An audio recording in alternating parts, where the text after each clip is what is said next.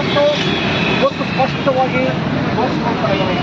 ಯಾವ ಥರ 4 ಲೇಬರ್ ಕೋಡ್ಗಳು, 4 ಕಾರ್ಮಿಕ ಸಂಹಿತೆಗಳು, ಮುಖ್ಯನು ಕೋಡ್ ಆನ್ ವೇಜಸ್, ಕೋಡ್ ಬಂದರೆ ವೇತನಕ್ಕೆ ಸಂಬಂಧಪಟ್ಟಿರ್ತಕ್ಕಂಥ ಒಂದು ಕಾಯ್ದೆ, ಇನ್ನೊಂದು ಇಂಡಸ್ಟ್ರಿಯಲ್ ರಿಲೇಷನ್ ಕೋಡ್ ಅಂತೇಳಿ, ಇನ್ನೊಂದು ಸೋಷಿಯಲ್ ಸೆಕ್ಯೂರಿಟಿ ಅಂತೇಳಿ, ಇನ್ನೊಂದು ಆಕ್ಯುಪೇಷನಲ್ ಸೇಫ್ಟಿ ಅಂತೇಳಿ.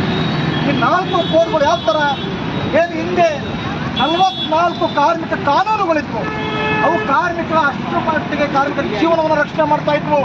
ಕನಿಷ್ಠ ವೇತನ ಕೊಟ್ಟಿಲ್ಲ ಅಂತ ಹೇಳಿದ್ರೆ ಮಾಲೀಕರ ವಿರುದ್ಧ ಕೇಸ್ಗಳನ್ನ ಹಾಕ್ಬೋದಾಗಿತ್ತು, ಮಾಲೀಕರನ್ನ ಪ್ರಾಸಿಕ್ಯೂಟ್ ಮಾಡ್ಬೋದಾಗಿತ್ತು. ಆದರೆ ಈಗ ಕೊಡ್ತಕ್ಕಂಥ ಕಾಯ್ದೆಯಲ್ಲಿ ಅದು ಯಾವುದೂ ಇಲ್ಲ. ಅದ್ರ ಜೊತೆಗೆ ಪ್ರೊಟೆಕ್ಷನ್ ಆಫ್ ವರ್ಕ್ಮೆನ್ ಅಂತೇಳಿ, ಅಂದರೆ 1 ವರ್ಷ ಕೆಲಸ ಮಾಡಿದ್ರೆ ಏಕಾಏಕಿ ಮಾಲೀಕ ಏಕಾಏಕಿ ತೆಗೆಯೋ ಹಾಗಿರಲಿಲ್ಲ ಹಿಂದಿನ ಕಾಯ್ದೆನಲ್ಲಿ. ಬಟ್ ಈಗ